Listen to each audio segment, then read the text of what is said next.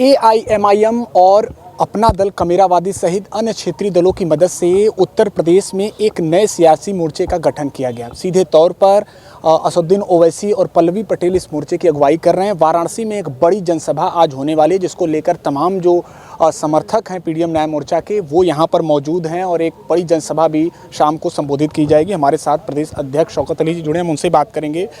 नए मोर्चे का एक संदेश आज क्या रहेगा? एक पहली रैली है वाराणसी से आप कर रहे हैं, इसका संदेश क्या है? बिल्कुल, इस देश में बसने वाले पिछड़े दलित अल्पसंख्यकों के साथ न्याय नहीं हुआ है। तमाम पार्टियों ने इनका शोषण किया है, इनको इनके अधिकारों से वंचित किया गया है। आज हम आवाम के सामने ये बात रखेंगे और बताएंगे। हमने एक प्लेटफॉर्म दिया है। इस देश में हुकूमत करने वाली अब तक की जितनी भी पार्टियां हैं, इन लोगों ने लोगों के साथ न्याय नहीं किया, इंसाफ नहीं किया। तो कम से कम आवाम को एक थर्ड फ्रंट की ज़रूरत थी, जिसको हमने पीडीएम के नाम से बनाया है, जिसमें अब तक 4 पार्टियां हैं, प्लस और पार्टियां आने की संभावना है। बातें चल रही है लोगों से, बहुत जल्द इससे हमारे पीडीएम से और भी लोग जुड़ेंगे। हमारी ये पहली संयुक्त जनसभा होने जा रही है बनारस के अंदर, जिसमें बैरिस्टर असदुद्दीन ओवैसी साहब भी तशरीफ़ ला चुके हैं आपके सामने। तो आज है हमारा प्रोग्राम।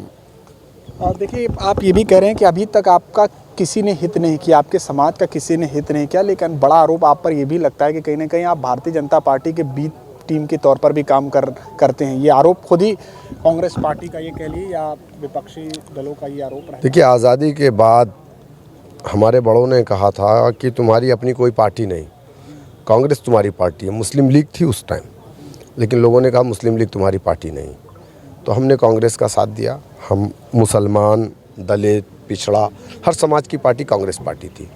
लेकिन इस देश के अंदर हर समाज तो कहीं ना कहीं आगे बढ़ गया। मुख्य धारा से कौन कटा? मुसलमान। 50 साल से ज़्यादा इस देश में हुकूमत किसने किया? कांग्रेस ने। मुसलमानों की पार्टी कौन थी? कांग्रेस थी, है ना?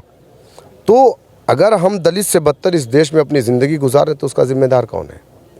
जब मान्यवर काशीराम ने देखा कि दलित समाज, जाटो समाज जो है दलित का 12% उत्तर प्रदेश में, उसके हालात बद से बदतर हुए। 131 एमपी हिंदुस्तान की पार्लियामेंट में SC/ST समाज का बैठता है। उसके बाद भी वो समाज दबा कुचला था, उसे इंसाफ नहीं मिल रहा था।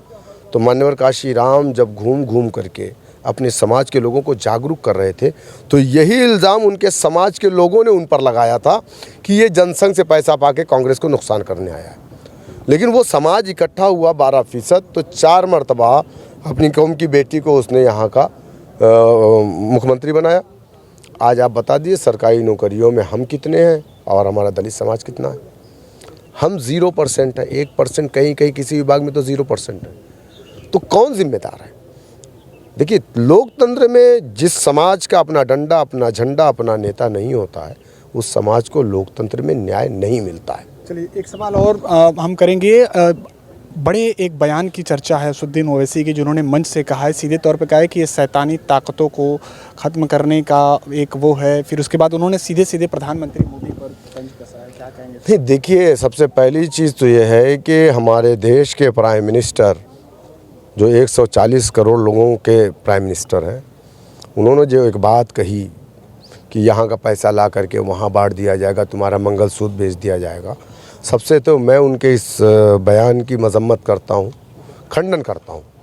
एक प्राइम मिनिस्टर को ये बात नहीं बोलना चाहिए, लेकिन क्यों ना बोलें? क्योंकि उनकी ट्रेनिंग ही वहाँ पर हुई है, RSS के मुख्यालय में। दूसरी चीज़, अगर हमारे लीडर ने ये बात कही है कि शैतानी ताकतों को रोकना है, तो यकीनन उन्होंने सही कहा। जो लोग हमारे देश के संविधान को बदलने की बात कर रहे हैं, वो इस देश की शैतानी ताकत है। जो लोग हमारे देश में एक मखसूस तबके के लोगों को निशाना बनाते हैं, गोश्त के नाम पे मॉब लिंचिंग कर दी जाती है, मस्जिदों पर घुस करके भगवा झंडे लहरा दिए जाते हैं, लोगों के मस्जिदों के सामने खड़े होकर के डीजे बजा करके डांस किया जाता है, तीर बना करके यूँ इशारा किया जाता है कि मस्जिदों को निशाना लगाया जाता है। ये शैतानी ताकतें इसी को बोलते हैं, जो देश के अंदर हमारे देश की स्थिरता को बिगाड़ना चाहते हैं। ठीक है, एक अंतिम सवाल। आज सपा प्रमुख अखिलेश यादव ने कन्नौज से नामांकन भरा है और कहीं ना कहीं उसको लेकर भी पूरे प्रदेश हो या देश हो, उसको लेकर कई बातें कही जा रही हैं।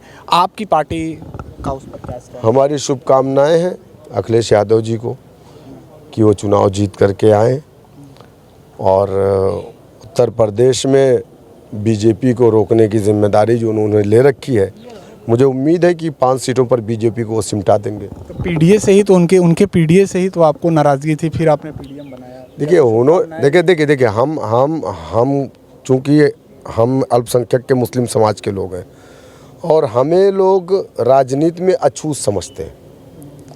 जो 4% यहाँ पर है, उसका डंडा, उसका झंडा, उसका नेता, उससे अलायंस हो सकता है, हमसे अलायंस नहीं हो सकता।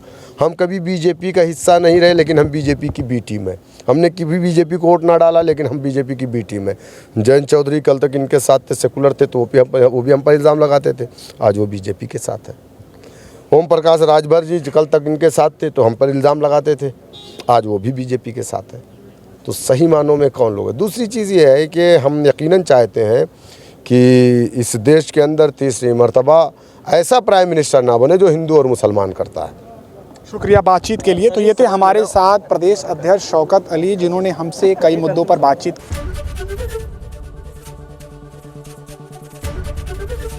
एबीपी गंगा, खबर आपकी, जुबान आपकी।